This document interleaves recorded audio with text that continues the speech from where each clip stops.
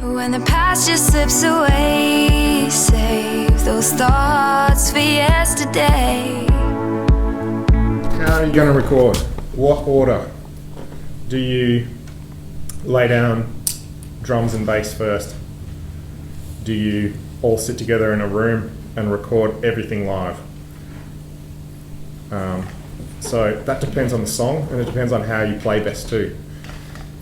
There are advantages to each method. Like if you're all playing in a room together, there's an inherent organic feel to it where any little drifts in tempo are adjusted for on the spot, and it all feels very, glued together.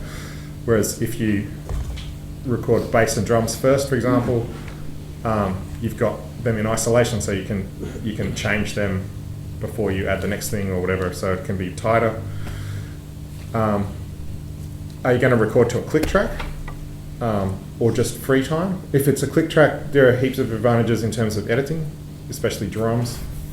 You can chop and change between. You might record the song 3 times, and it means if you're recording to click, you can take the chorus of one and match it with the verse of another in the most basic sense, but you can also sort of clean up a bar of drums quite easily if there's a mistake in the recording. Doing a mix plan, that's it's towards the end of the recording process. You might even have it as early as the arrangement process, but that's where you might get a bit of paper, right, like this, and actually work out if this is depth here, and this is center and left and right. You might work out how it's going to work. So this is your vocal.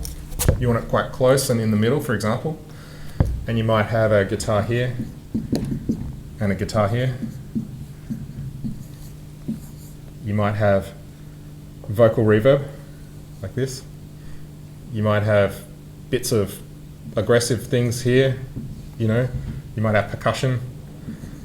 But if you work out where it sits in the 3D map before you start trying to mix, then you've got a great way to make a first impression.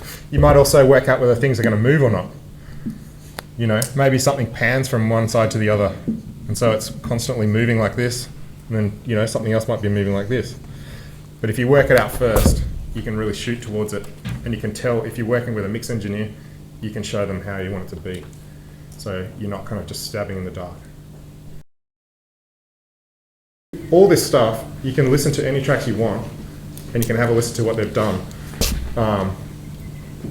Maybe not the demo-y bit, but you can look at what arrangement, what they've used, what they've added in the chorus to lift the chorus, You can look at what effects they've done.